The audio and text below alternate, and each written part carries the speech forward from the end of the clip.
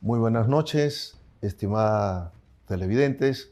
Este es Crimen Imperfecto, ya como ustedes saben, todos los sábados de 8 a 9 de la noche por CTV Perú, en el 20.4 de señal abierta y CTV Perú oficial en todas las plataformas digitales, también en Cusco, Juliaca y Puno, en el 23.1 de Impecable TV. Yo soy Lucho Francia, damos la bienvenida al doctor José Luis Sardón de Taboada, ex miembro del Tribunal Constitucional. En esta oportunidad, nuestro gran amigo Lucho Pacheco no se encuentra presente, dado que ha tenido que acudir a una clínica local para un examen de rutina, que seguramente va a superar de manera óptima, y el próximo programa ya estaremos con él, con su presencia, para efectos de continuar con muchas denuncias que, como ustedes saben, es el estilo de nuestro programa. Bienvenido, doctor José Luis Sardón, a nuestro programa. Encantado.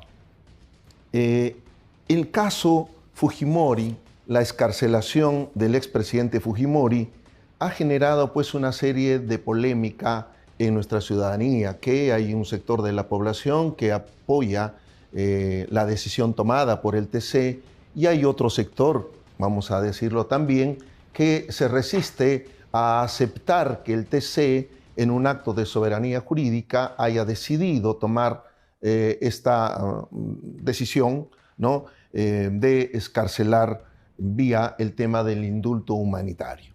Para hacer una pequeña cronología del tema de este caso, para poner en contexto, la Corte Suprema, el 7 de abril del año 2009, condena al expresidente Fujimori por los delitos de asesinato, por delito de lesiones graves y secuestro agravado a Alberto Fujimori por 25 años de pena privativa de libertad. Luego solicitan un primer indulto en la época del expresidente Ollanta Humala, que fue rechazado, como ustedes ya conocen, para que finalmente en una segunda tentativa, en este caso sí, ya el 24 de diciembre del año 2017, el expresidente Pedro Pablo Kuczynski efectivamente otorga el indulto humanitario. Sin embargo, luego de algunos meses, el 3 de octubre del año 2018, ante las protestas de los familiares de las víctimas de la Cantuta y Barrios Altos, que recurrieron a la Corte Interamericana, y luego pasa esto a la Corte Suprema Nacional, el juez Núñez Julca revoca el indulto, la aplicación del indulto, alegando una afectación al derecho a las víctimas, ¿no? Entre otras razones, indica pues una vulneración en el procedimiento administrativo médico para efectivamente otorgarle en ese entonces el indulto humanitario. Pero adicionalmente incorpora un elemento sustancial que ha sido gravitante para efectos de la toma de decisión, es decir, de que estos delitos, ¿no?, los crímenes de la Cantuta y Barrios Altos, constituirían para el derecho penal internacional, ¿no?, crímenes de lesa humanidad. Posteriormente, esta decisión, que fue impugnada, la Sala de la Corte Suprema lo confirmó el 23 de enero del año 2019, o el 13 de febrero del 2019, confirma esta decisión, y a partir de ahí viene el tema del habeas corpus. El 17 de abril del año 2020, ¿no?, la defensa de Alberto Fujimori interpone el recurso de habeas corpus solicitando la nulidad de esa resolución que había anulado el indulto. Y a partir de ahí ya viene efectivamente el fallo del Tribunal Constitucional del 17 de marzo del 2022. Luego tenemos también el fallo último del 21 de noviembre de 2023 y, como ustedes ya conocen, la decisión definitiva del Tribunal Constitucional que ordena la excarcelación. Hay algunos puntos en esta breve cronología, muy rápida y sucinta, que es importante aclarar. Un primer aspecto, nuestro invitado, que ha sido magistrado a la vez del Tribunal Constitucional, es esta referencia a crimen de lesa humanidad. Decíamos nosotros que recordando el fallo de la Corte Suprema que anula el indulto humanitario que otorgó Pedro Pablo Kuczynski, es que se hace referencia a que estos hechos, en un contexto, digamos, actual, en ese entonces, constituirían para el derecho penal internacional crímenes de lesa humanidad. A pesar que el magistrado San Martín, César San Martín, y también el abogado de la defensa, uno de los abogados, que es el señor Gamarra, había sostenido de que ellos no fueron, mejor dicho, Fujimori no fue condenado por delitos de lesa humanidad. Su opinión, señor magistrado o ex magistrado José Luis Sardón. Bueno, ese es un tema muy delicado para mí porque ocurre lo siguiente, ¿no? Cuando nosotros llegamos al Tribunal Constitucional en junio del año 2014, ya habían habido varios procesos de habeas corpus de Fujimori, no recuerdo el número, probablemente 3 o 4, que habían sido rechazados por improcedentes. No se había entrado al fondo. Cuando nosotros, en los 8 años que hemos estado nosotros hemos visto alrededor, o han llegado alrededor de 8 procesos de habeas corpus, calcularía a ojo de buen cubero, ¿no? Y de esos 8, nosotros entramos a resolver el fondo en 3, ¿ya? Este último, que ha sido la base de la liberación de Fujimori, es el tercero. Pero hubo antes otros 2 muy importantes, creo yo. El primero fue el 10 de mayo del año 2016, nuestra sentencia, ¿no? Y allí se discutió 2 puntos. Uno de ellos, el primero, era que Fujimori, o el abogado de Fujimori, alegaba que había sido condenado por delito de lesa humanidad cuando no había sido extraditado por delito de lesa humanidad. Entonces, lo que estaba pidiendo es que se le volviera a juzgar. Entonces, yo recuerdo claramente esa sentencia, ¿no? Y fue una decisión de 6 votos contra 1. El voto singular fue el mío. Yo dije que Fujimori sí había sido condenado por lesa humanidad. ¿Y por qué dije eso? Porque en la sentencia del juez San Martín, que es una sentencia de alrededor de 700 páginas, ¿no? Como en toda sentencia, bueno, había antecedentes, había fundamentos y había la parte resolutiva. La parte resolutiva de una sentencia es su conclusión, es la parte más importante. Entonces, en alguno de los resuelves, el segundo, tercer resuelve, había este famoso párrafo donde decía que estos hechos, ¿no? Por los que se le estaba condenando, constituían delito de lesa humanidad a la luz del derecho internacional. Entonces, a mi criterio, desde que ese párrafo estaba puesto, las conclusiones, era evidente de que sí se le estaba condenando por lesa humanidad y que por lo tanto se le tenía que volver a procesar porque no había sido extraditado por lesa humanidad, ¿no? Ese fue mi argumento. Además, hice notar que cuando él había solicitado el indulto al presidente Ollanta Humala, el presidente Humala le había negado el indulto, alegando que había sido condenado por lesa humanidad. Y esa alegación que hizo Humala la basó en un informe del ministro de Justicia, ¿no?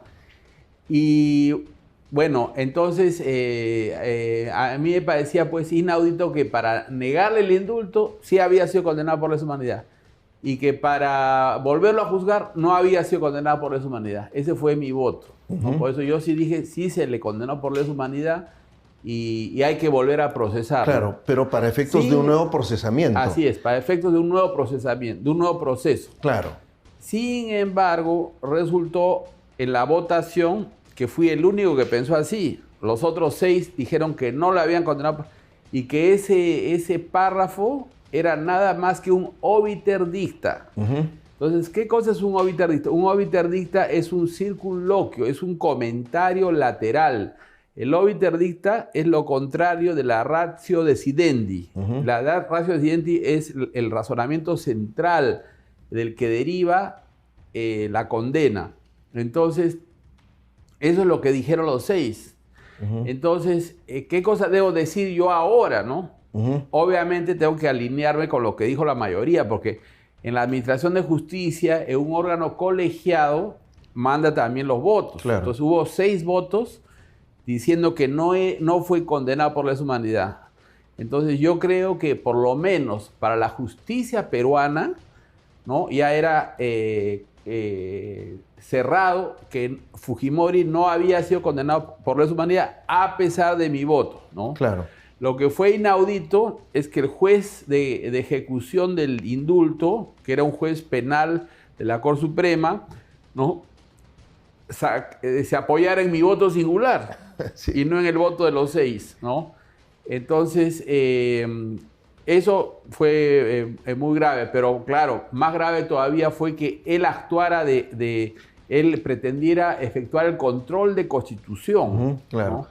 Eso es claro. El otro aspecto, ¿no? Ajá. Pero, sí. Digamos, siguiendo la línea de razonamiento suyo en el voto de ese entonces, claro, esa posición de que está puesto en la parte resolutiva de la condena, ¿no? Sí. Que es la parte decisoria prácticamente, la que, digamos, la parte central, significaría de que si está consignado ahí y esto no ha sido objeto de proceso y tampoco fue objeto de extradición. Por lo tanto, sí cabría un tema de un nuevo proceso.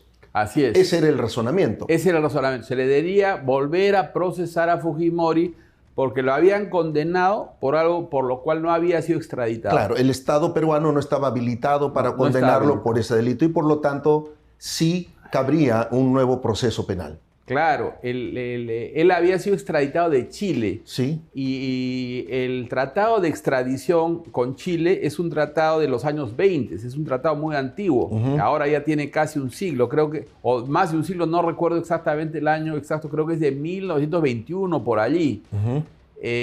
Y en el ese tratado de extradición decía que solo cuando se extraditaba una persona de un país al otro, solo el otro estado, el que lo recibía, solo podía procesarlo por los delitos que habían sido autorizados en la extradición. Claro. Y, a ver, producción, tenemos ahí un videíto justamente donde el juez supremo César San Martín indica claramente de que Alberto Fujimori no fue condenado por delito de lesa humanidad.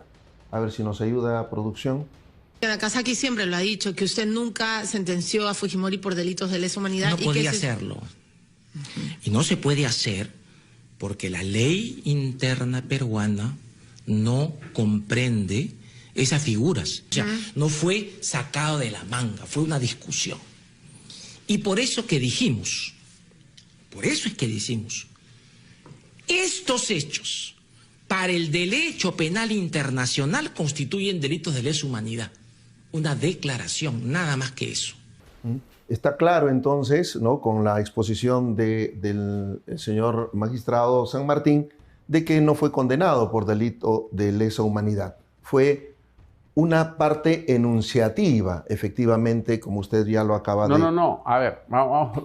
No está claro porque lo diga San Martín. O sea, está claro porque dijeron 6 de mis colegas. O sea, yo digo ya no lo condenaron por lesa humanidad porque así lo dijo la mayoría de mis colegas. Yo respeto a la mayoría a pesar de que discrepe de ella.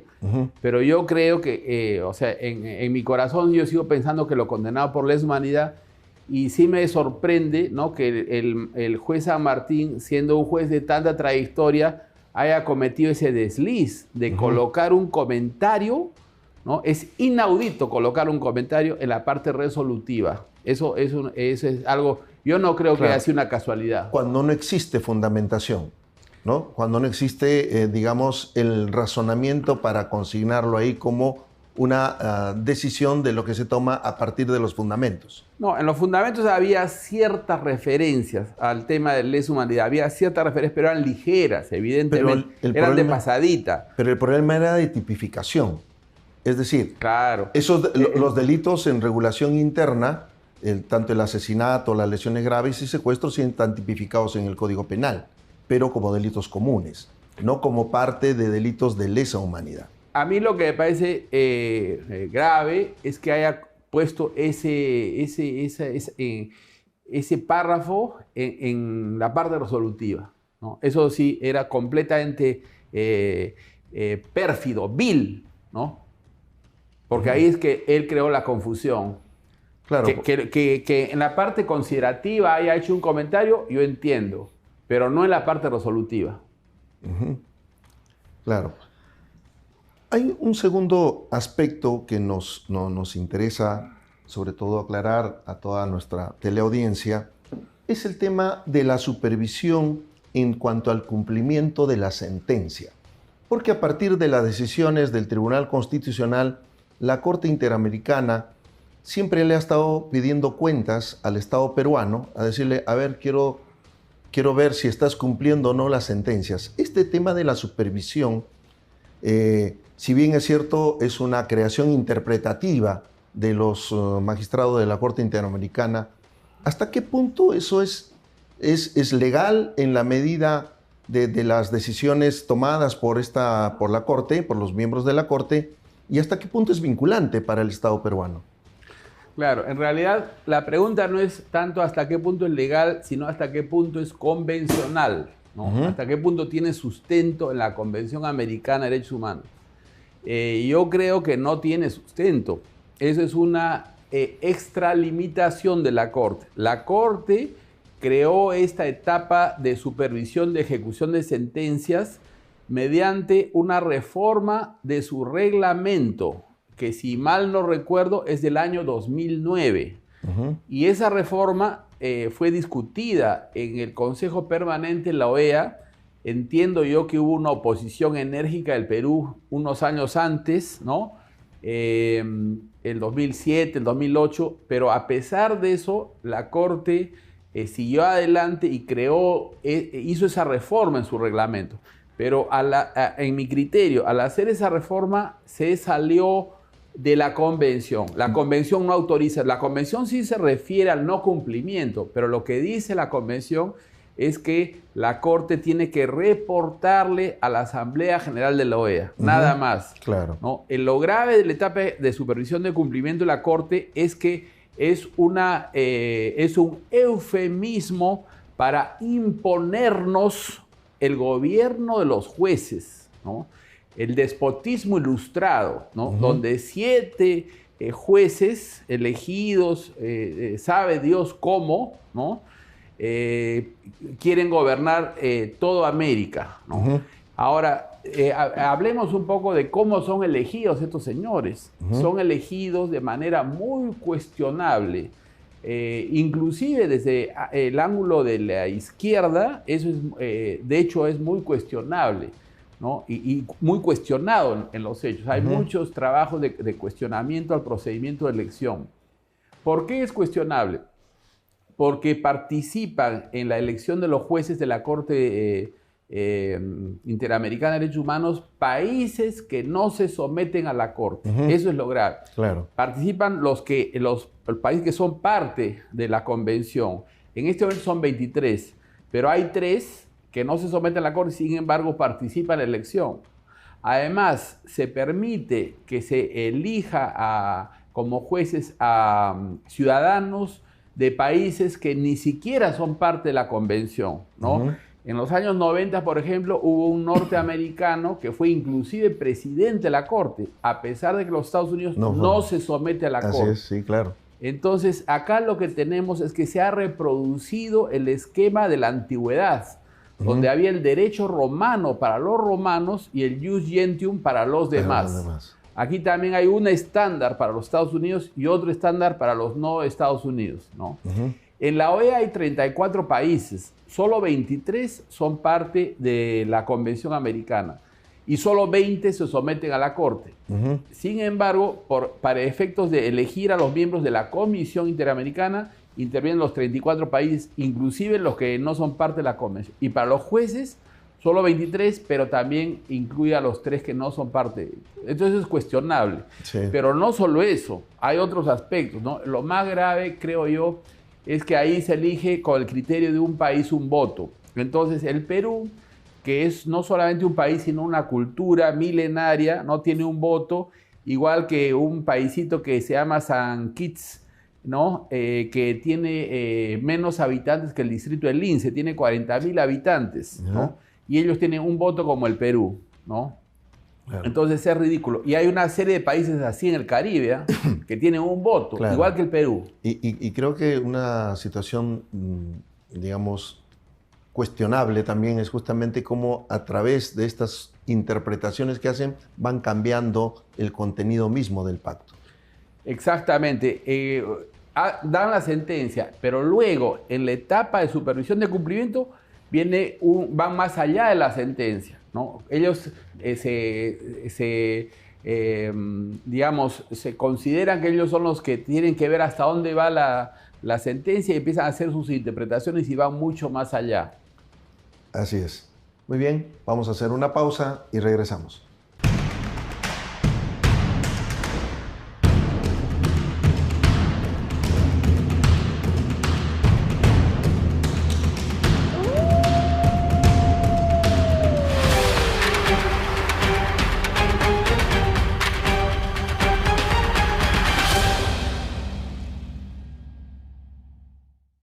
CTV Perú, un canal de verdad. Sintonízanos en los 20.4 de señal abierta para toda la capital.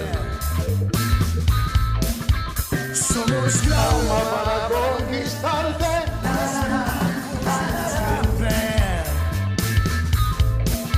Somos grandes, seámoslo siempre. Somos grandes. En la cocina es el juego de la temperatura. Vamos a la cocina, sígame por favor. Somos grandes. Este sujeto es Álvaro Campana, socio de Verónica Mendoza. Aparece en las investigaciones de la Dirección contra el Terrorismo. Se va a crear un conflicto con la policía. En realidad estamos hablando acá de una estrategia de persecución política. ¡Vamos, Rosita Maya!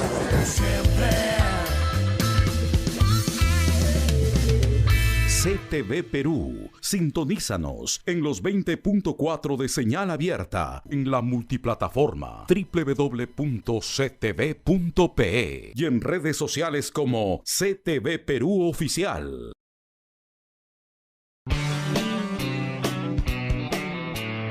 Estación de 2 a 4 es un espacio hecho con mucha pasión, con mucha entrega. Yo también me llamo Perú. Se me olvidó cuál es tu nombre y cuántas veces me adoraste. Niña Chay, tú sabes cuánto te quiero. Cuánto te amo, pero ay, qué barbaridad, y yo sin moverme del mismo lugar. Pero regresa Para dejar el vacío que dejaste al irte, regresa. De lunes a viernes, de 2 a 4 de la tarde, estación de 2 a 4 por CTV Perú, en el 20.4 de la señal abierta, televisión gratuita para todos los peruanos. Yo no te pido la luna, todo lo que hice yo por ti. salgan ya sus apuestas sin nada. Y por supuesto, en nuestra señal en YouTube, CTV Perú, un canal de verdad. Estación de 2 a 4 con Julio Andrade. Es producido por CTV Perú, un canal de verdad, en los 20.4 de señal abierta, en vivo en ctv.pe y en todas las redes sociales. Búscanos como CTV Perú Oficial. Claudia Toro es implacable. Claudia Toro es la periodista y directora de Dime la Verdad. el único dominical matinal que te informa lo que en verdad debes saber. Sobre la infiltración de la RENIEC, ¿cómo han ido sucediendo estos hechos? Grupos que se organizan para lograr captar el poder y desde ahí manejar la criminalidad organizada transnacional. Todos los domingos a las 9 de la mañana, Dime la Verdad con Claudia Toro por CTV Perú, un canal de verdad en los 20.4 de señal abierta.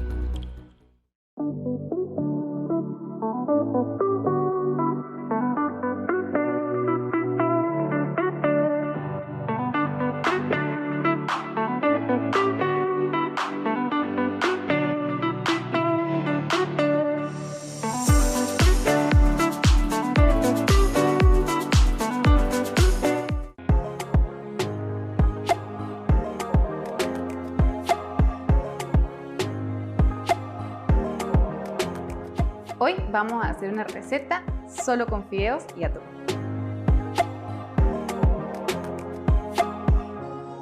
Primero vamos a hervir el agua con un poquito de sal y un poquito de aceite. Ya hervía el agua, vamos a poner los fideos. Y mientras que se ponen a hervir unos 10 minutitos, pasamos al siguiente paso. Solo necesitamos ajo, yo ya lo tengo cortado en dos formas, tanto en láminas como picadito. Ahora ponemos a hervir el aceite, le echamos media cucharadita de ajo y ponemos las láminas de ajo. Dejamos ahí que se doren, bajamos lentamente el fuego.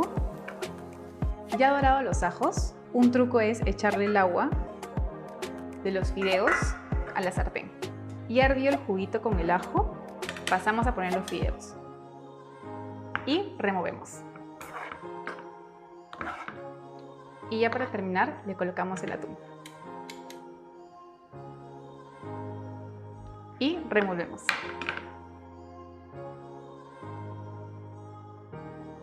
Ahora lo colocamos en un plato. Ahora sí, a disfrutarlo. Recuerda que tu alimento sea tu medicina.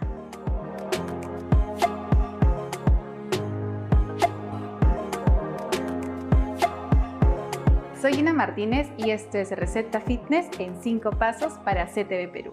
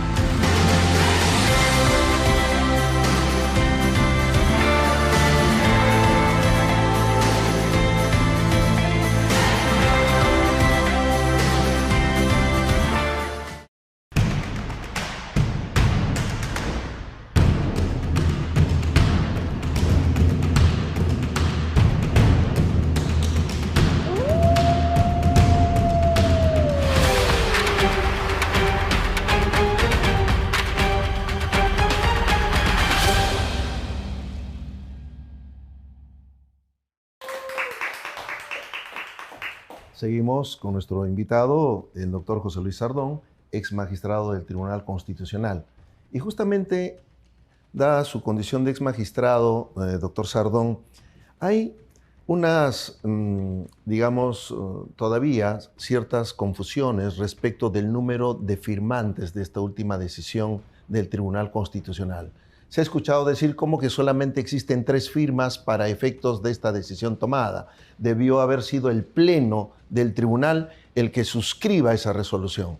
Es más, hemos escuchado en la semana que acaba de concluir que hay 2 magistrados que han dicho, a mí ni siquiera me han notificado, yo no sabía nada de eso. ¿Qué tan cierto es eso de que solamente son 3 y si esto efectivamente puede hacer una resolución? La resolución está muy bien hecha, ¿no? Porque esta última resolución, ¿no?, que ha ordenado la ejecución de nuestra sentencia efectivamente tiene 3 firmas, ¿no? Y está acompañada esas 3 firmas por un voto singular del magistrado Domínguez. Ahora, ¿por qué solamente han intervenido 4? Pero la resolución la han hecho 3, que es mayoría respecto de 1, por supuesto. La opinión de 3 pesa más que 1 en una democracia, ¿no? Ahora, ¿por qué solo han intervenido los 4? Porque los otros 2, o sea que fueron Ochoa y Monteagudo, hicieron votos singulares respecto a la anterior decisión, de la anterior resolución. La resolución que declaró improcedentes los pedidos de aclaración de nuestra sentencia. La de noviembre. La de noviembre, exactamente. Entonces, todo incidente que genere una resolución debe ser resuelto por quienes intervinieron en esa resolución. Como en la resolución de noviembre intervinieron 4 votos, solo estos 4 tenían que intervenir ahora. No tenían nada que hacer los otros 2, ¿no? Eso siempre ha sido así. Es verdad que ha habido una excepción, pero fue una excepción también que fue con mi voto en contra. Yo le cuento.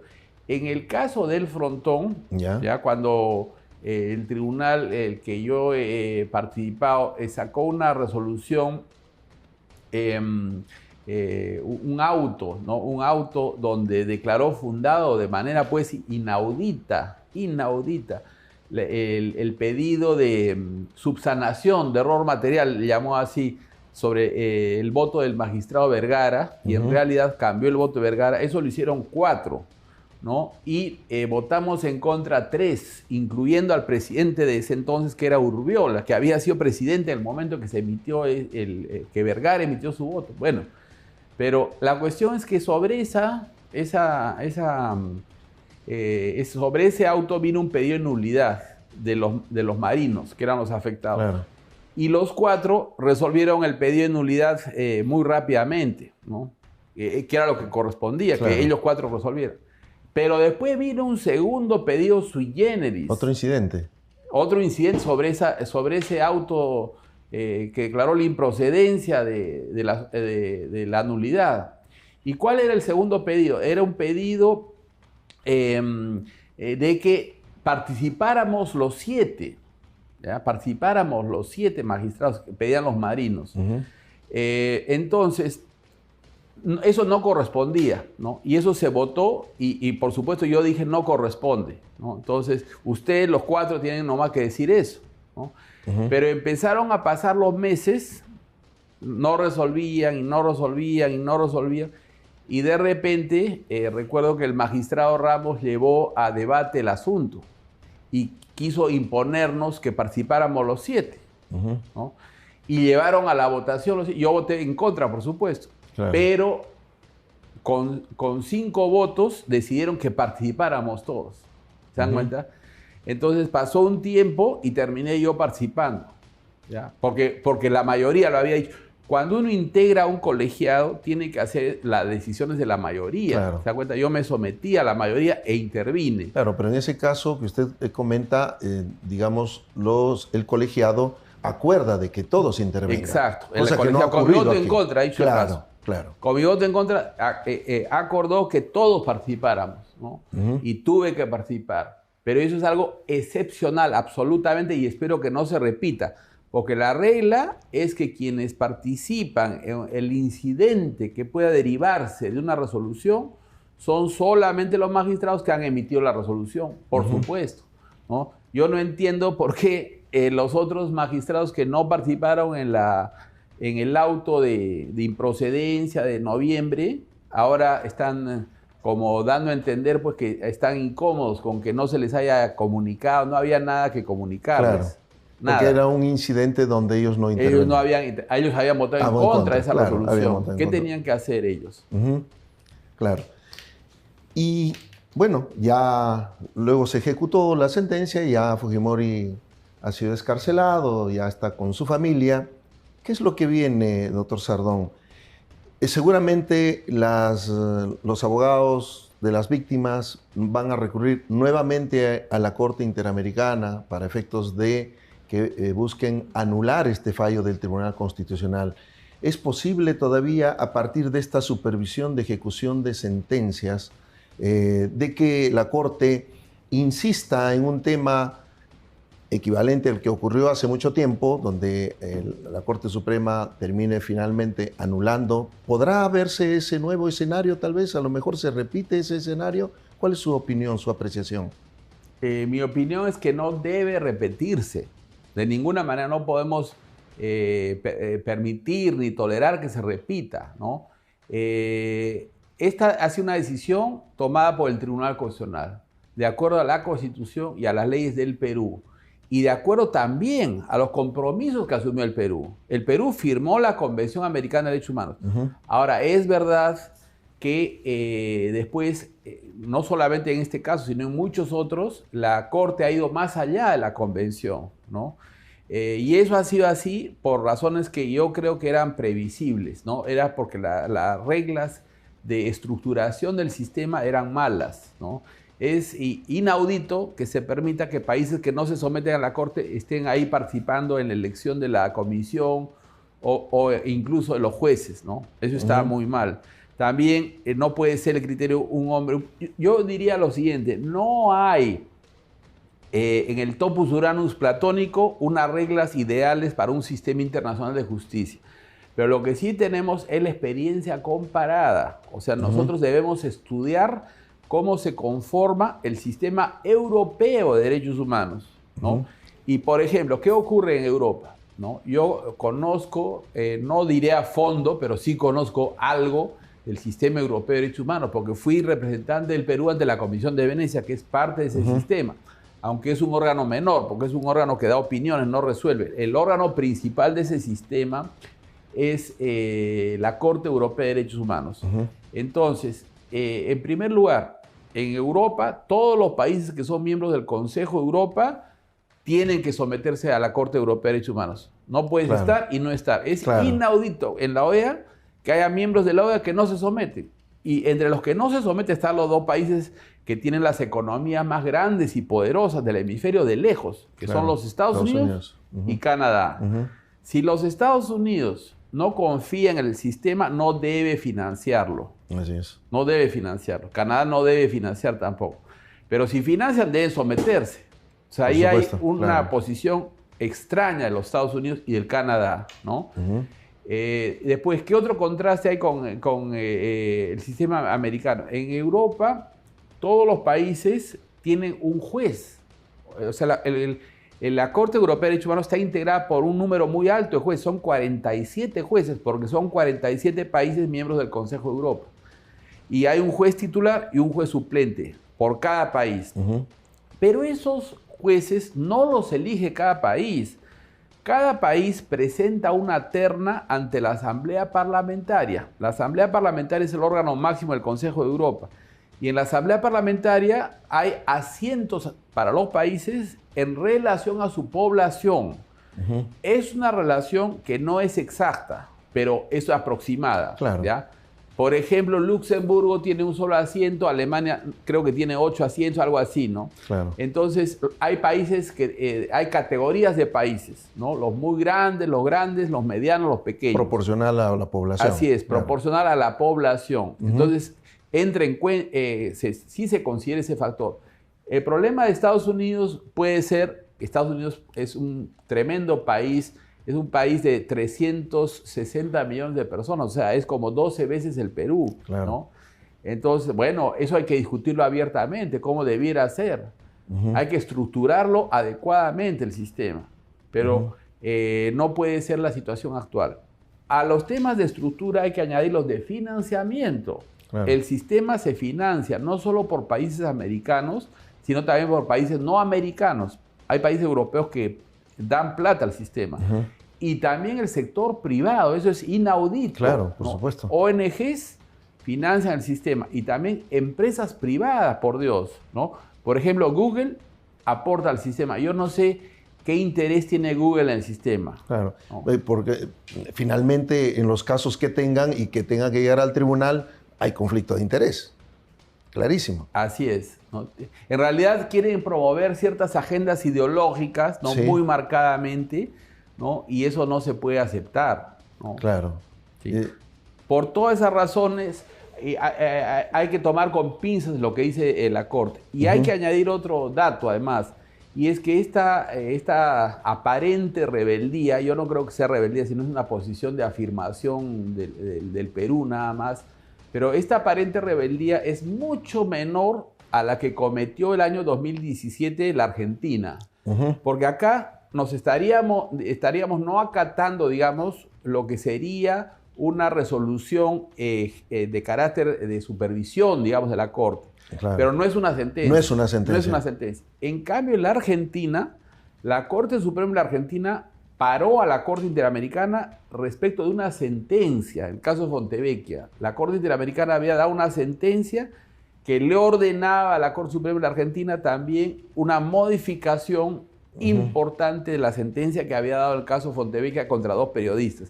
Y la Argentina se negó a cumplir, ¿no? Y no pasó nada. Entonces, digamos, este acto de supuesta rebeldía, que insisto, yo no creo que sea tal, ¿ya? Es mucho menor que el otro.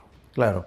Si esto es una rebeldía o sencillamente no acatamiento a una resolución de supervisión, ¿cuál sería eventualmente la sanción? Porque mucha gente dice, sí, nos vamos a convertir en un paria internacional, no vamos a respetar los derechos humanos, ¿no? Porque hay voces que también, extremistas, que de alguna manera alarman, ¿no? A la población. Es importante conocer su opinión. Hay que siempre recordar que los Estados Unidos de América, el país más importante no solo de América, sino del mundo, es la primera potencia, no es parte del sistema interamericano. Simplemente eso. Y no sucede nada. Y no pasa nada. Así es. ¿Qué le podría pasar a Perú entonces? No le debe pasar nada. Absolutamente. No le debe pasar nada. Claro, no hay que temerle en todo caso. ¿No? Hay que bajar, temer. claro, y hay que bajar un poco también la tonalidad, creo que en estos tiempos, ¿no? Así es. Tan convulsos aquí en nuestro país. Muy bien, ha sido pues la voz y presencia del doctor José Luis Sardón, ex magistrado del Tribunal Constitucional, ex tribuno, y con ustedes regresamos después de un corte.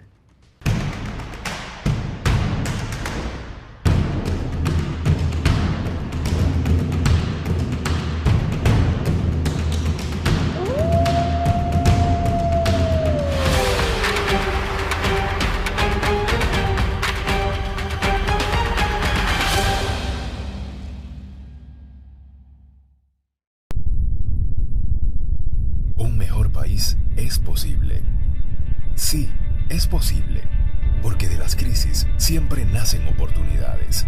Y este es nuestro momento para tomar decisiones, de generar un cambio, de forjar nuestro futuro y ser el profesional que el país necesita. Creemos en lo que creamos, porque contamos con la tecnología y herramientas digitales para potenciar tu talento, el equipamiento más moderno y la infraestructura adecuada en cada una de nuestras carreras. Con profesionales del más alto nivel, garantizando tu formación como profesional altamente calificado. Virtual o presencial, estamos preparados para ayudarte a alcanzar tus sueños y a construir tu futuro. ¿Es posible un mejor país? Sí, y está en tus manos. CPEA, 47 años formando profesionales líderes.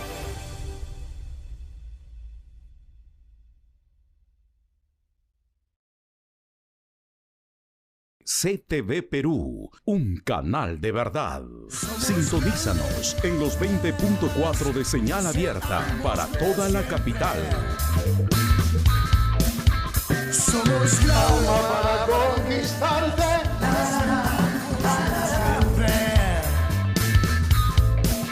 Somos grandes, seámoslo siempre. Somos grandes. En la cocina es el juego de la temperatura. Vamos a la cocina, sígame por favor. Somos grandes. Este sujeto es Álvaro Campana, socio de Verónica Mendoza. Aparece en las investigaciones de la Dirección contra el Terrorismo.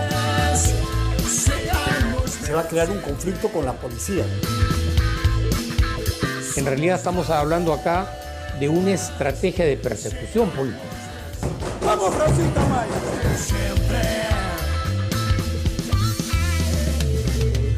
CTV Perú. Sintonízanos en los 20.4 de señal abierta en la multiplataforma www.ctv.pe y en redes sociales como CTV Perú Oficial.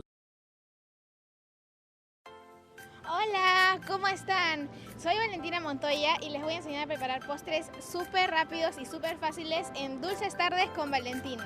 Sí, ella es Valentina, la conductora más joven del Perú y la más talentosa. Acompáñenme.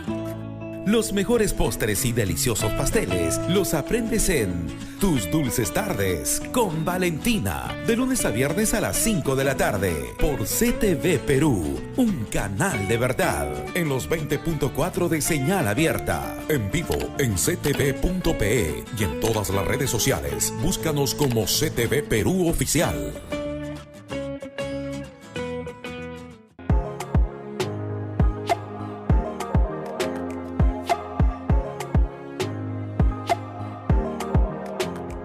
Hoy vamos a hacer una receta solo con fideos y atún.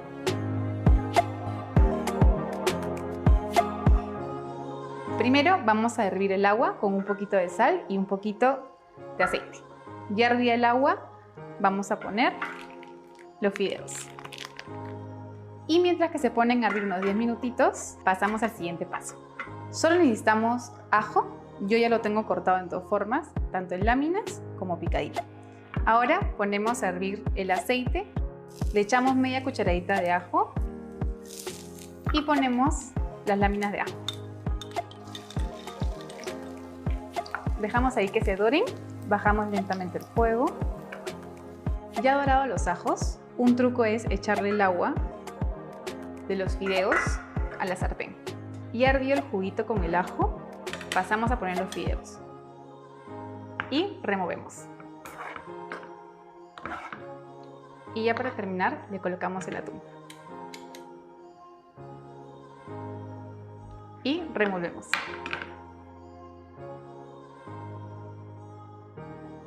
Ahora lo colocamos en un plato. Ahora sí, a disfrutarlo. Recuerda que tu alimento sea tu medicina.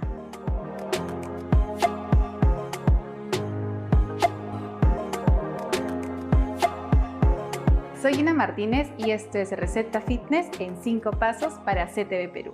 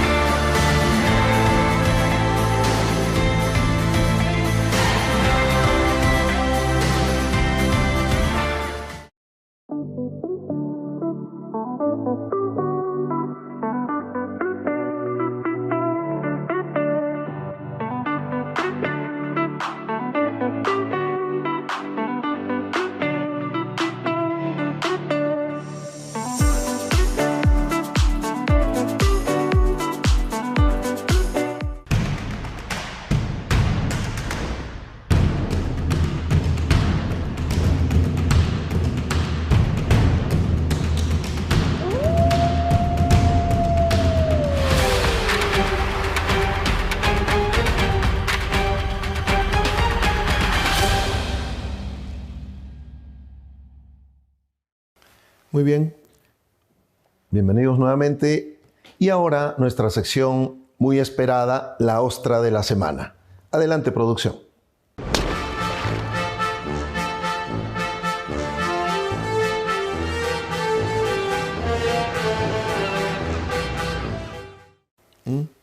Walter Ayala, ¿no? El exministro de Defensa, claro. Ahora está pidiendo que se denuncie a los magistrados del Tribunal Constitucional por la liberación de Alberto Fujimori. Hay algo que sí es importante aclarar. Seguramente muchos de ustedes no conocen, pero en mi ejercicio profesional, al igual que en el caso de Lucho Pacheco, varias veces ha hecho referencia a su posición antifujimorista. En mi caso, en el ejercicio de mi profesión, yo fui abogado, ¿no? En el año 2001 hasta el 2007, 2008, de la principal acusadora de esta mafia Fujimori Montesinos. Es decir, todo el proceso de colaboración eficaz en el caso de la señora Matilde Pinchi Pinchi, yo asumí la defensa y fue una colaboración eficaz, ¿no? Y además con resultados muy importantes. Por lo tanto, este sector fujimorista pues no me tiene mucho aprecio, pero a pesar de eso, nosotros sí estamos de acuerdo con lo que es el ordenamiento jurídico, el respeto justamente al derecho, al Estado de Derecho. Y si hay decisiones que hay que acatar, hay que hacerlas por un tema principista, no tanto buscando el odio o el rencor, que eso no es nuestra motivación. Por esa razón, nosotros sí estamos de acuerdo con la decisión tomada por el Tribunal Constitucional, por las razones ya expuestas también por el doctor José Luis Sardón. Y es clarísimo cómo que este exministro de Defensa ahora salga a denunciar supuestamente de que aquí se habría cometido un hecho delictivo por parte de los miembros del TC cuando han dictado esta resolución. Tendríamos que más bien ver qué casos tiene este señor. Hay que recordar que este exministro está procesado, en este caso, por el ascenso irregular de miembros de las Fuerzas Armadas y policiales.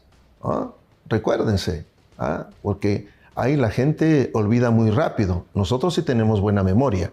Por lo tanto, hay que hacerle recordar que él sí tiene casos. Y justamente a partir de las denuncias constitucionales que se le hizo en su momento por parte de la Fiscalía de la Nación, ¿no?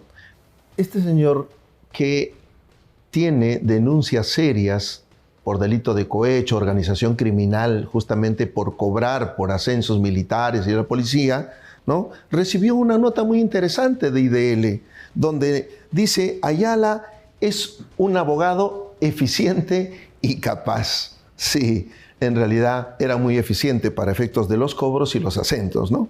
Y capaz porque seguramente pues muchos de sus beneficiarios pues ascendieron, ¿no? Hay que preguntarle eso al recaudador del dinero, que está plenamente identificado en el proceso. Hay que hacer el seguimiento para ver cómo concluye y para finalmente coincidir o no con IDL de que si se trata de un abogado eficiente y capaz. Entonces, bien ganada esta ostra para este exministro que intenta de alguna manera deslegitimar la decisión tomada por el Tribunal Constitucional. Y estamos seguros que ni siquiera ha leído la resolución. Muy bien. Siguiendo con el tema del Tribunal Constitucional, ya el profesor José Luis Sardón nos ha explicado claramente por qué razones él en alguna oportunidad había emitido un voto singular, ¿no? Justamente considerando de que se trata crimen de lesa humanidad por la parte resolutiva, porque en los fundamentos, en los considerandos de la sentencia, efectivamente no podía condenarse por delito de lesa humanidad por un tema de falta de regulación interna. No había tipificación y tampoco había autorización. El Estado peruano no estaba habilitado para condenarlo por tal porque el procedimiento de extradición no lo habilitaba. ¿Muy? Y escuchen ustedes ahora a el doctor Ronald Gamarra, abogado de las víctimas, que se expresa en el mismo sentido. La sentencia es por homicidio calificado, lesiones graves y secuestro agravado. Punto. El tribunal nunca lo condenó por crímenes de lesa humanidad, por eso no está condenado. Entonces, lo que yo entiendo es que la defensa de Fujimori le está pidiendo al Tribunal Constitucional que diga que no está condenado por crímenes de lesa humanidad, cuando el tribunal ya lo dijo. lo ha condenado por crímenes comunes, no por crímenes de lesa humanidad. Entonces no hay nada que resolver ante el Tribunal Constitucional. En este debate, ¿no? Entre el doctor Ronald Gamarra y el abogado defensor de Fujimori en ese entonces, el doctor William Paco Castillo, justamente la discusión es el tema del crimen de lesa humanidad. Ya está clarísimo para todos nosotros que no pudo haber sido condenado por crimen de lesa humanidad, sino que fue condenado por delitos comunes, ¿no? Por delito de lesiones graves, asesinato y secuestro agravado, por lo cual fue habilitado en la extradición del gobierno chileno hacia Perú y así fue condenado. Más allá de eso, no hay una decisión tomada que vincule pues, a un tema de lesa humanidad. Muy bien, vamos a un corte comercial y regresamos.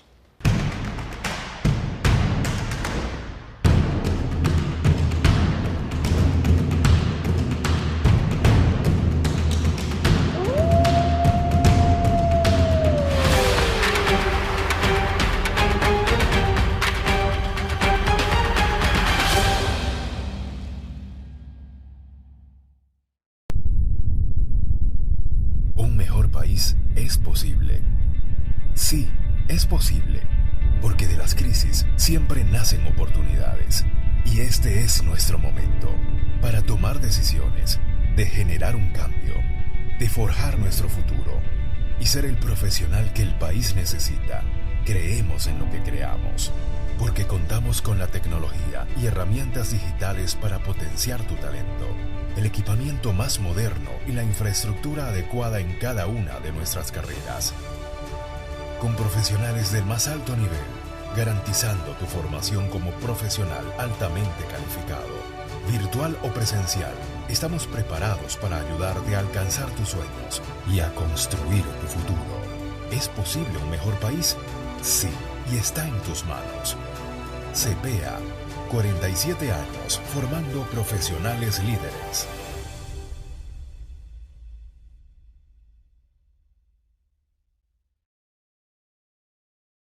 CTV Perú, un canal de verdad. Sintonízanos en los 20.4 de señal abierta para toda la capital.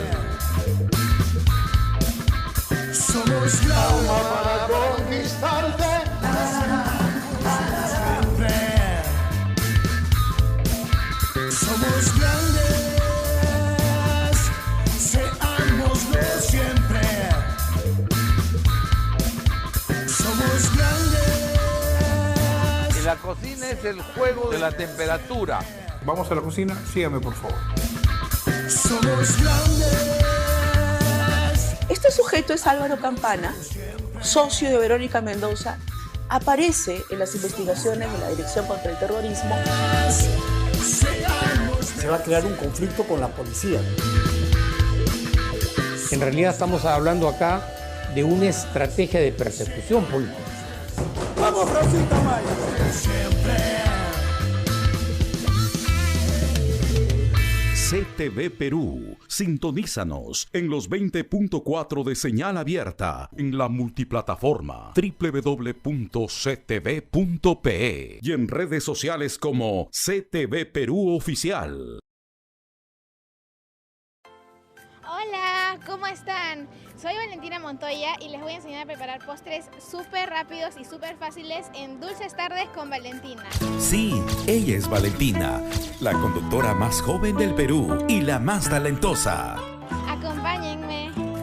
Los mejores postres y deliciosos pasteles los aprendes en Tus Dulces Tardes con Valentina, de lunes a viernes a las 5 de la tarde por CTV Perú, un canal de verdad, en los 20.4 de señal abierta, en vivo en ctv.pe y en todas las redes sociales. Búscanos como CTV Perú Oficial.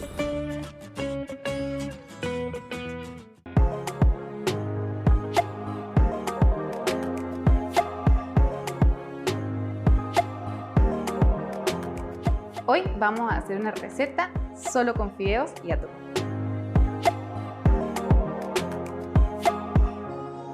Primero vamos a hervir el agua con un poquito de sal y un poquito de aceite. Ya herví el agua, vamos a poner los fideos. Y mientras que se ponen a hervir unos 10 minutitos, pasamos al siguiente paso. Solo necesitamos ajo. Yo ya lo tengo cortado en dos formas, tanto en láminas como picadito. Ahora ponemos a hervir el aceite, le echamos media cucharadita de ajo y ponemos las láminas de ajo. Dejamos ahí que se doren, bajamos lentamente el fuego. Ya dorados los ajos, un truco es echarle el agua de los fideos a la sartén. Ya hervió el juguito con el ajo, pasamos a poner los fideos y removemos. Y ya para terminar le colocamos el atún. Y removemos.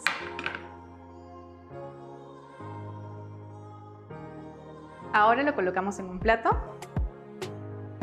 Ahora sí, a disfrutarlo. Recuerda que tu alimento sea tu medicina.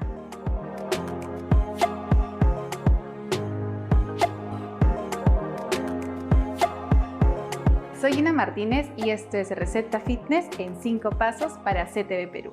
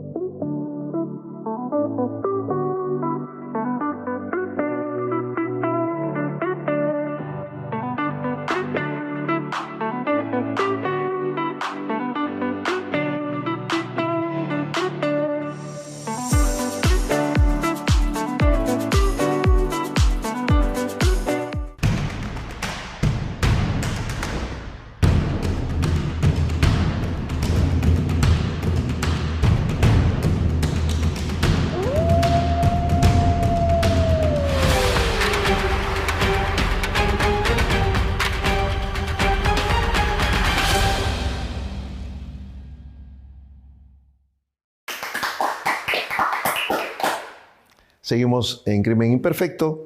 Ya el doctor José Luis Sardón ha hecho mención, por ejemplo, a Argentina, un país que no hizo caso a la Corte Interamericana en una sentencia. Ojo, en una sentencia de la Corte. Sencillamente mantuvo su posición y no obtuvo ninguna sanción, ¿no?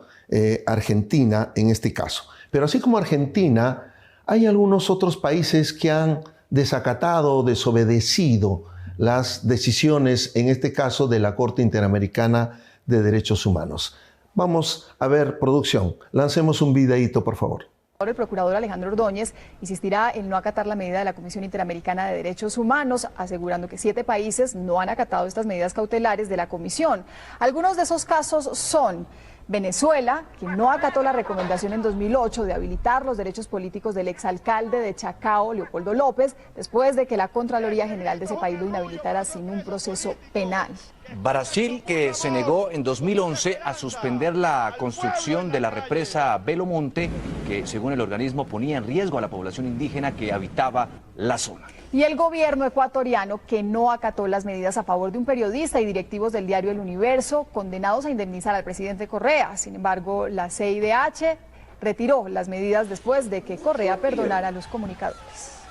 Algunos países que han desacatado medidas de la Corte Interamericana de Derechos Humanos. Por ejemplo, en el año 2008, Venezuela no acató habilitar los derechos políticos del exalcalde Leopoldo López después de inhabilitarlo sin un proceso penal. El año 2011, Brasil, cuando se negó la suspensión de la construcción de represa, y Ecuador, que no acató las medidas a favor de un periodista. ¿Qué pasó contra estos países? ¿Qué sucedió con estos países? Absolutamente nada.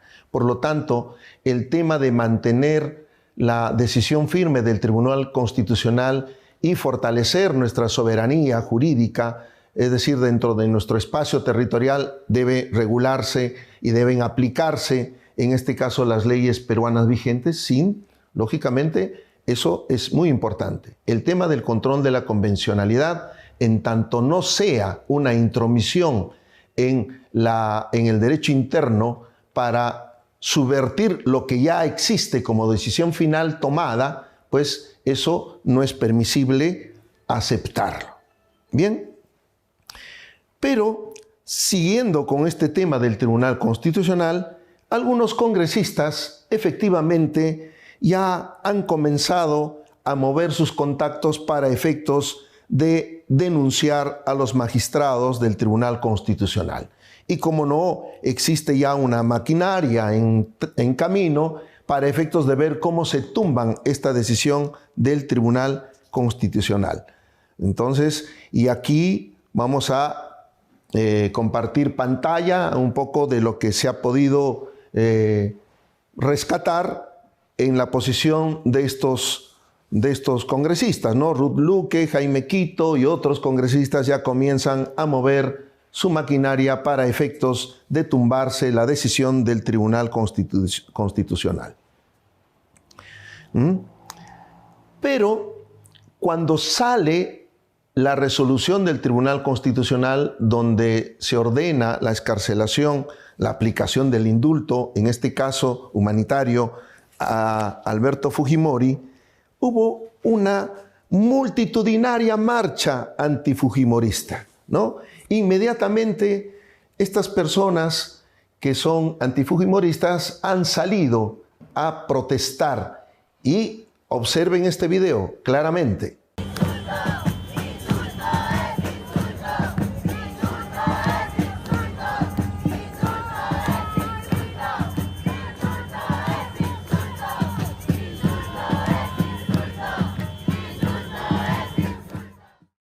Es interesante, ¿no? Porque decíamos multitudinaria, ¿no? Por lo raleado que estaba, pero aún siendo raleado, si ustedes han podido advertir, han bloqueado las avenidas, las calles. Han interrumpido el tránsito de los vehículos. Hay que recordarle a estos señores que han participado en esta multitudinaria marcha que existe un tipo penal que castiga justamente, ¿no?, como delito común, como delito de peligro común, el entorpecimiento, pues, en el tránsito, utilizar mecanismos para efectos de bloquear la transitabilidad, en este caso de los vehículos o de los peatones, con penas inclusive graves de hasta 15 años. Pero fíjense, no hay ningún fiscal que haya asistido allí a levantar algún acta para efectos de denunciar a estas personas que han protestado. Pero sin embargo, siempre con el doble rasero, cuando otro grupo de personas va a protestar frente a la Junta Nacional de Justicia, inmediatamente saltan los de siempre, ¿no? Y de reporteros diciendo que sí, que efectivamente el grupo de agitadores de la extrema derecha autodenominada La Resistencia llegó al local de la Junta Nacional de Justicia para proferir insultos contra sus miembros. Si ustedes se dan cuenta también en estas imágenes de apoyo, se van a dar, ¿no?, van a percibir claramente que no interrumpen el tránsito, ni peatonal ni vehicular, a diferencia de los otros. Pero sin embargo, ya hacen escándalo y dicen, claro, ahora sí, están insultando, están profiriendo insultos y están atacando, en este caso, a la Junta Nacional de Justicia. Bien, pero con todo este tema que ha sucedido, que nos ha desviado la atención al tema Fujimori, ¿no? Y cómo no, hay otras personas que aprovechan el pánico y toman decisiones un tanto extrañas, ¿no? Por ejemplo, el Poder Judicial, en este caso, ha declarado infundado, ¿no?, el impedimento de salida del país contra Susana Villarán, ¿no? El octavo juzgado de investigación preparatoria ha dicho infundado. Por lo tanto, la señora Susana Villarán, esa señora que lavaba banderas y que posteriormente se embolsicaba dinero, ¿no?, producto de la corrupción para el incremento de los peajes, ¿no?, ahora está habilitada para poder salir sin ningún impedimento, ¿no?, para poder salir del país. Puede abandonar en cualquier circunstancia, ¿no? Extraño, pero hay que llamar la atención sobre esto que es muy importante. Y, lógicamente, también dentro de estas cosas que suceden en nuestro país, en el caso judicial y también en el plano fiscal de investigación, ya es de conocimiento público de que el ex asesor de la fiscal de la Nación, Patricia Benavides, el investigado Jaime Villanueva Barreto, se ha acogido al proceso de colaboración eficaz, ¿no?, conforme a la normatividad del Código Procesal Penal. Quiere decir que este señor, en este tiempo que ha estado con detención preliminar, ha reflexionado, y decimos reflexionado entre comillas, porque ya sabemos qué es lo que sucede en este tipo de situaciones. Inmediatamente lo trabajan, ¿no?, lo van coaccionando, ¿no?, cuando el tema del acogimiento a la colaboración eficaz, una de las características es la voluntariedad, la espontaneidad en el relato de los hechos, pero en este caso está clarísimo de que es altamente probable que ha sido coaccionado. No digamos torturado, pero el hecho mismo de estar bajo detención preliminar con una posible condena, seguramente ya le habrán informado que es sumatoria de penas, que organización criminal, que te vas a pasar 20 años encerrado, no vas a ver a tus hijos, y eso quiebra a cualquiera. Y cuando digo quiebra a cualquiera es porque nosotros como abogados hemos visto estas situaciones extremas también, ¿no? Y conocemos perfectamente cómo actúa, ¿no?, algunos miembros del Ministerio Público, ¿no? Y a partir de ahí es fácil quebrar a algunas personas que decididamente son inocentes, pero que terminan aceptando responsabilidades ajenas o sencillamente responsabilidades inexistentes. Pero lo hacen en procura de salvar su pellejo y buscar una mejor salida. Claro, ¿quién quiere estar preso bajo las características de una organización criminal? Y como parte justamente de esto, vamos a ver un video de la concurrencia de la fiscal de la Nación, Patricia Benavides, ante la Junta Nacional de Justicia. Le hago presente que el recurso de inhibición que ha formulado la defensa ha sido ya resuelto y ha sido ya notificado. Ha sido notificado en horas de la mañana hoy. Ha sido ya notificado. Ha sido notificado en horas de la mañana hoy. De modo que probablemente no lo han visto aún, pero ya está notificado. Le ruego a la señora directora que igual les alcance en este acto la resolución en físico para que ustedes puedan pues formular en su oportunidad las consideraciones que estimen pertinentes. Señor presidente, le confieso que en estos términos consideramos, y más aún teniendo en cuenta que sin escuchar, antes de esta audiencia, y sin escuchar, y hay un proyecto de resolución de suspensión, consideramos que las garantías no están dadas como para asumir o continuar con este procedimiento. Así que, con su permiso, y los señores magistrados, nos vamos a retirar con la señora fiscal de la Nación. Claro, esto pasó antes, digamos, en días previos antes de la suspensión que finalmente dictó la Junta Nacional de Justicia. Lo que sostiene es que el recurso de inhibición ha sido ya resuelto y ha sido notificado hoy en la mañana. Le vamos a alcanzar la resolución en físico. Eso fue lo que dijo el presidente, en pleno acto de audiencia, ¿no? Esto por lo menos es irregular, inaudito, en el sentido de que si hay mínimamente, como en este caso, ¿no?, elementos de juicio suficientes que acreditan que hay un conflicto de intereses entre por lo menos 2 integrantes de la Junta Nacional de Justicia, una ya se había inhibido, pues lógicamente aquí no hay un debido proceso, hay una afectación justamente a ese derecho. Pero sin embargo, la notificación se le van a alcanzar en el acto. Y por esa razón, su abogado, el doctor Jorge del Castillo, dice: en estos términos consideramos que las garantías no están dadas para continuar con este procedimiento y procedemos a retirarnos, y se retiraron. Bien, ¿cuál fue la respuesta de la Junta Nacional de Justicia? Lógicamente, la suspensión por 6 meses.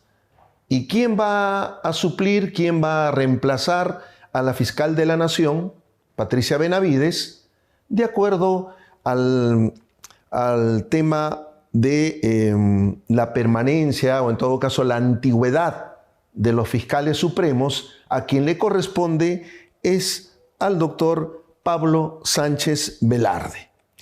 Pero también se ha conocido que el doctor Pablo Sánchez Velarde va a asumir, ¿no?, ya la condición de fiscal de la Nación este lunes, pero que va a ceder, en todo caso va a dejar que el doctor Juan Carlos Villena asuma el cargo de fiscal de la Nación. Entonces, ya prácticamente la situación de la fiscal de la Nación, Patricia Benavides, por lo menos se ha decidido con una suspensión, con una medida cautelar. Pero eso no quiere decir que sea culpable o responsable.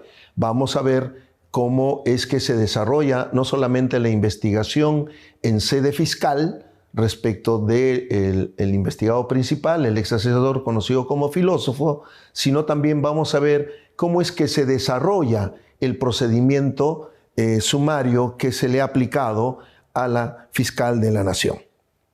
Muy bien, y hablando de fiscal de la Nación, la ex fiscal Zoraida Ábalos acaba de obtener una resolución a favor de el juez Checkley, el juez de investigación preparatoria, juez supremo en este caso, que ha declarado fundada la excepción de improcedencia de acción.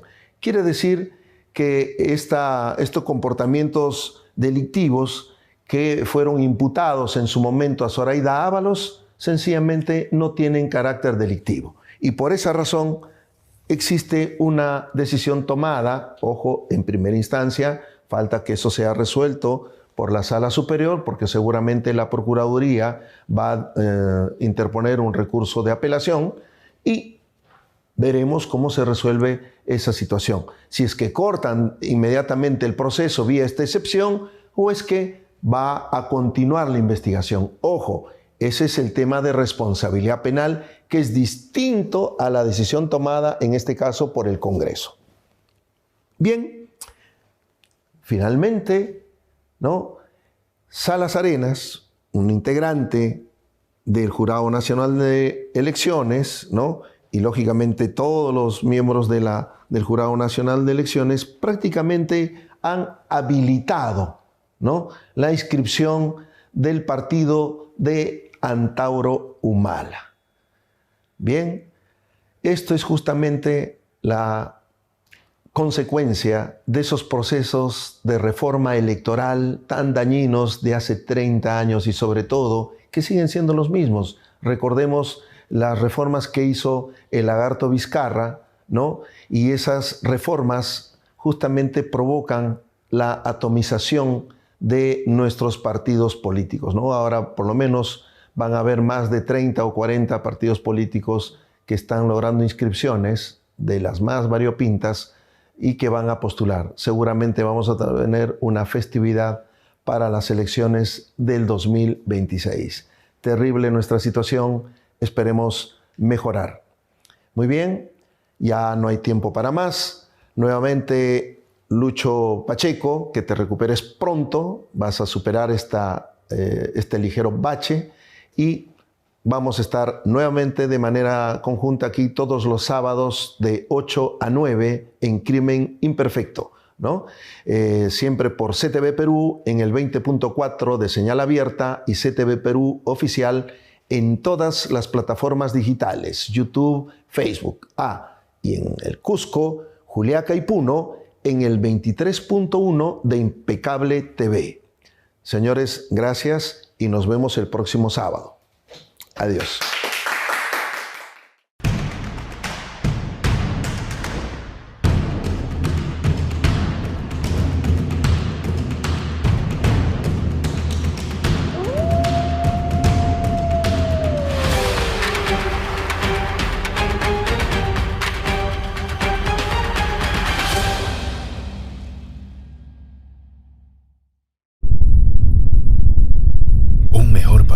Es posible. Sí, es posible, porque de las crisis siempre nacen oportunidades. Y este es nuestro momento para tomar decisiones, de generar un cambio, de forjar nuestro futuro y ser el profesional que el país necesita. Creemos en lo que creamos, porque contamos con la tecnología y herramientas digitales para potenciar tu talento, el equipamiento más moderno y la infraestructura adecuada en cada una de nuestras carreras.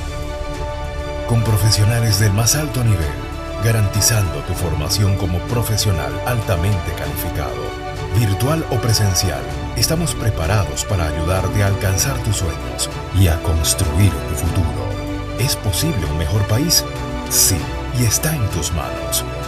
CPEA, 47 años formando profesionales líderes.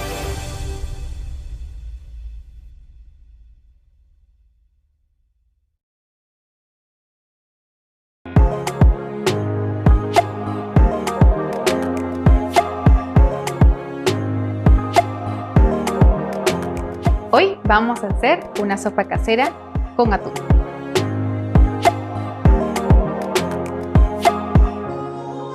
El primer paso es cortar la cebolla y las colocamos en un recipiente. Ahora pasamos con el tomate. Ponemos el tomate junto con la cebolla y ahora pasamos con la papa. Cortamos la papa.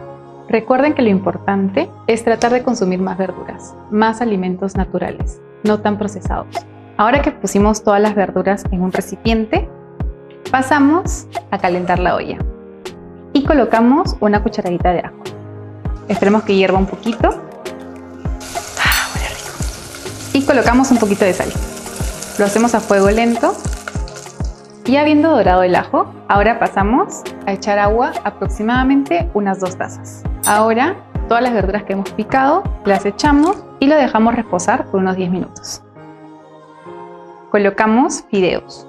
Esos fideos ya están sancochados, así que simplemente los agregamos, revolvemos y apagamos el fuego.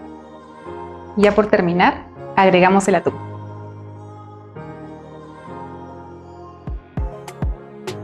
Revolvemos todo y ahora sí, pasamos a servirlo. Y para darle un toque final, le agregamos un poquito de orégano. Y recuerda que tu alimento sea tu medicina.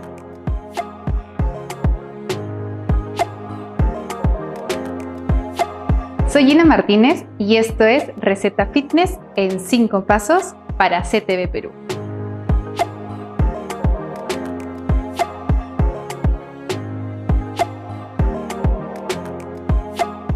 Listo, Claudia. Aquí está tu pedido online. Muchas gracias, Estelita. Gracias a ti. Me llevo todas estas telas. Excelente, Estelita. Y listo. Su crédito ha sido aprobado. Voy a poder comprar más mercadería. Reactivemos juntos la economía. Caja Cusco está ahora a nivel nacional. Saca tu préstamo desde 300 soles. Al toque y seguro. Con tus créditos y ahorro, sé parte de nuestros más de 1 millón de clientes exitosos. Caja Cusco, 35 años tejiendo las historias de éxito de los emprendedores del Perú. Estación de 2 a 4 es un espacio hecho con mucha pasión, con mucha entrega.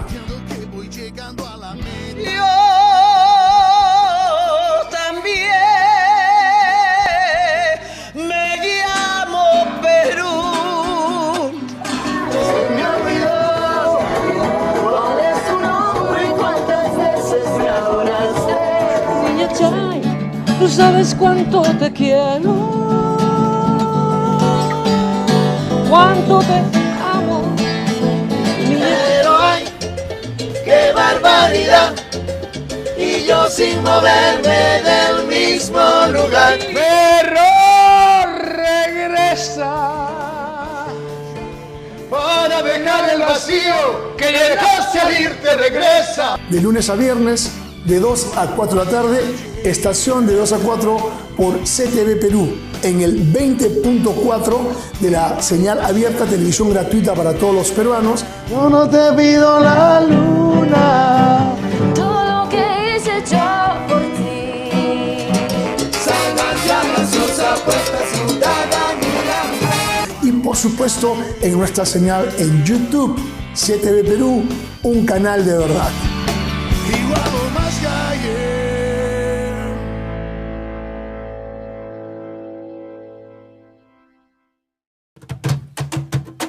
Hola, soy Carlos Hernando y esto es La Cartelera. Que el arte y la cultura desplaza la violencia, que te incorpora socialmente, que te hace persona mucho más comunicativa. Desde ahí yo no era la vedette de la radio, Carlitos. Yo hasta ahí era una mujer seria.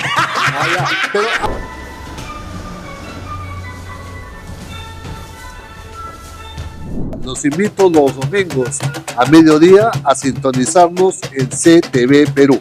Tienes una cita con la cultura. Nos vemos. CTV Perú, un canal de verdad. Sintonízanos en los 20.4 de señal abierta para toda la capital. Somos la alma para conquistarte. Siempre.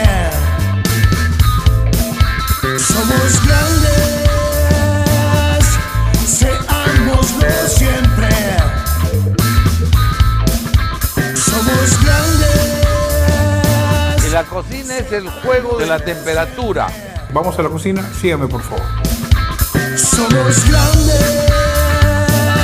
Este sujeto es Álvaro Campana, socio de Verónica Mendoza, aparece en las investigaciones de la Dirección contra el Terrorismo. Se va a crear un conflicto con la policía. En realidad estamos hablando acá de una estrategia de persecución política.